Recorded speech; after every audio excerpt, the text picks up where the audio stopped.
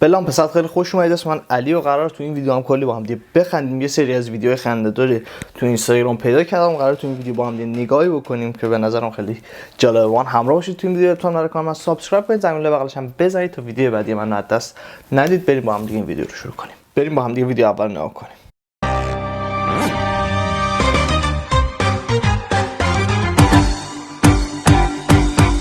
طبل شادانه بکن، پیروز و مردانه بکن، برخیز و پرچم را ببر، بر سر در خانه بکن، بر طبل شادانه بکن.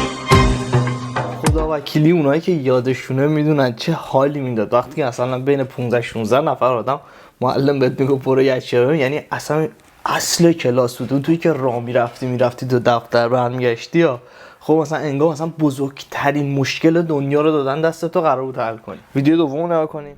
چرا اینقدر بیشوری؟ چرا اینقدر گاوی؟ خب من از دست تو چه کار کنم؟ چرا نمیمیری؟ چرا تموم نمیشی؟ واقعا این شکلیه. خدا وکیلی آدم دلش میاد همین حرفا رو به یکی بزن. زمانی که پی ام میدی به یکی جوابتو نمیده، وای. این حالا بحث دوست دختر دوست پسریش کنار، ولی وقتی که مثلا دوست صمیمیت باشی مثلا به جواد پی ام میدی، خب یه حس خیلی بدی داره وقتی که مثلا میدونی جواد کلا علافه ولی جوابتو نمیده. مثلا ادای این تنگار در میاره که مثلا سرش خیلی شلوغه.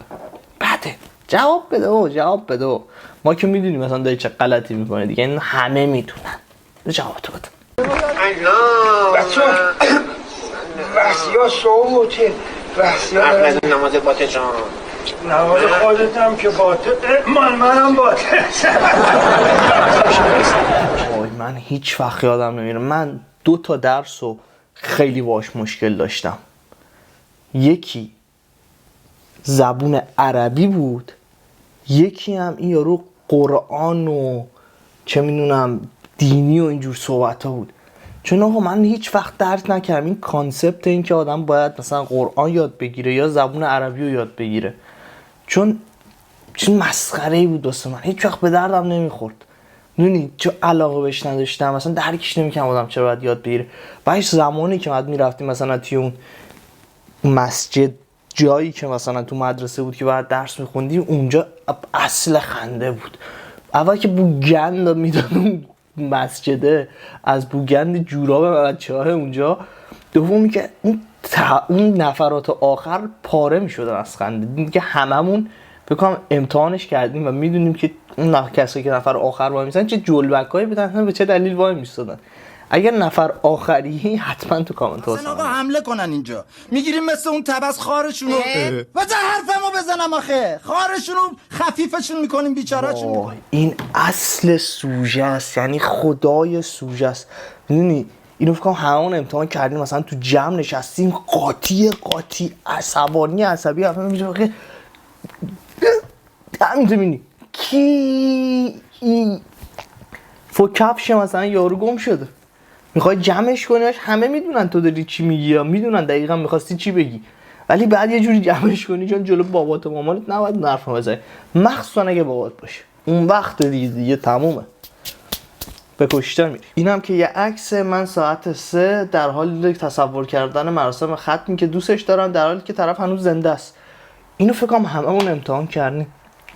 نمیدونم چه جوز کثیفیه، هیچ وقت درکش نکردم یه همچین جوزی رو چرا آدم باید بزنه. خیلی جوز کثیف و به درد نخوریه. از این جوزاست که واقعا آدم اشکش در میاد و همون میتونه خوش اون لحظه تصور کنه. خیلی بدیه. من نمیدونم چرا همچین کار میکنه. یه همچنان زنده است، مثلا 50 سال گذشته از اون اتفاق، ولی همچنان زنده است، ولی تو میتونی یه جوری واسه تصورش کنی که انگار تموم شد. خیلی بد بود. یعنی تو 40مش هم میتونستم آدم تصور کنه، اصلا حالش بد میشد. Okay, I'm just gonna do this so the men can understand. You would never do this.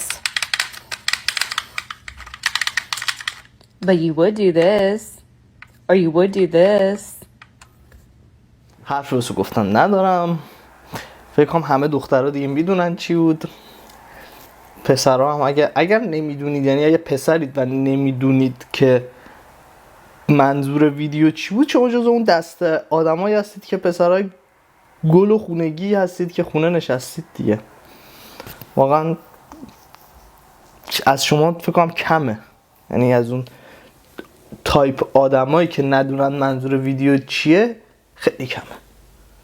خیلی ویدیو عجیبی بود، سنگین بود، فکر کنم به بهترین حالت ممکنم توضیحش داد.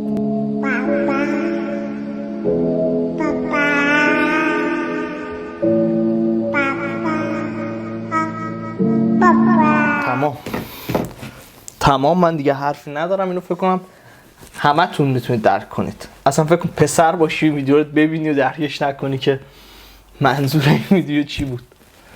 شیت. من یه سری رفتم بیگفت عمو اونجا فهمیدم داشتم هفته پیش رفته عمو، خیلی بد بود. عمو بابا همه تون قاتلید. هر کی که پشت این دوربین نشسته الان شما این ویدیو رو میبینید و دارید میخندید، تو هم قاتلی. تو هم کلی آدم کشتی که خودت میدونی چه کارا کردی و چه فانتزیایی زدی اون موقع که داشتی این کارو میکردی. خدا میدونه. نکنید. اگه کردیدم بعدش عذاب وجدان نگیرید. این عذاب وجدان بعدش رو من هیچ وقت درک نکردم. نمیدونم چرا پسرها بعدش عذاب وجدان میگیرن. خیلی چیز بدیه. خیلی چیز بدیه. عذاب وجدان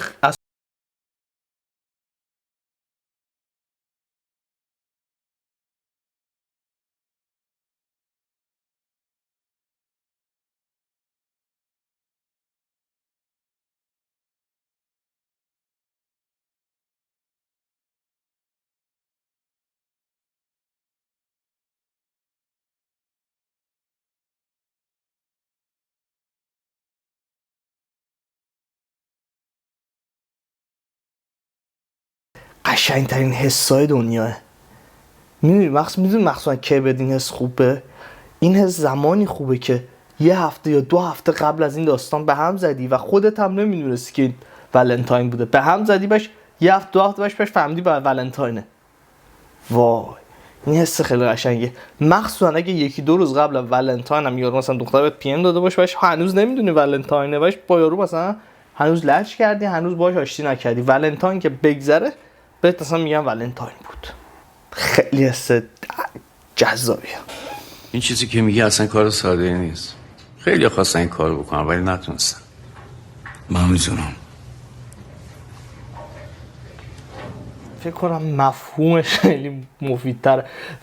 یه جوری هم نمیدونم چی فکر میکنم این ویدیو واقعی هم نمیتونه باشه. این خیلی ویدیو خیالیه، بخاطر اینکه فکر کنم منو اگه میذاشتن جای برادر رئیسی با 6 سواد بالاخره من میتونستم 4 تا حرکت مثبت بکنم. من تنها چیزی که تو زندگیم بلدم کار بیمارستانیه. حالا چرا بلدمش چه موضوع دیگه است، ولی فکر میکنم با اینکه اقتصاد بلد نیستم، با اینکه بلد نیستم مردم داری کنم و کشور رو بگردم، فکر کنم بتونم راحت تر این کارو انجام بدم. آره بیا با پشمان بازی کن. بیا با پشمان بازی کن دیگه. پشم بازی. من دارم میدونی به چی فکر میکنم؟ به اینکه این دوست صمیمیاتون رو در نظر بگیرید. اونایی که کثافت کاری باشون اون اصل داستانن. خیلی سه خفنی انا. خودتون میدونید اونا چه چیزهایی به هم نشون دادید، کجاهاتون رو به هم نشون دادید و تو چه شرایطی نشون دادید. آره اگه رفیق صمیمیتون هستش حتما یادتون نره تو این ویدیو تایید کنید، این ویدیو هم واسش بفرستید تا اونم ببینه بدونه که منظور یعنی چی. دمتون میگم که تا اینجا ویدیو رو دیدید. خیلی مخلصم، خیلی شاکرم. امیدوارم تو این وضعیت بد اقتصادی و که کشور و مملکت و چه میدونم این همه داستان و بترکون و مملکتمون رو ترکوندن، این ویدیو حداقل باعث شده باشه فقط یه لبخند کوچولو واسه 1 ثانیه رو لباتون نشونده باشه. دمتون گرم. تا یه ویدیو دیگه از لامپ صد. بدرود.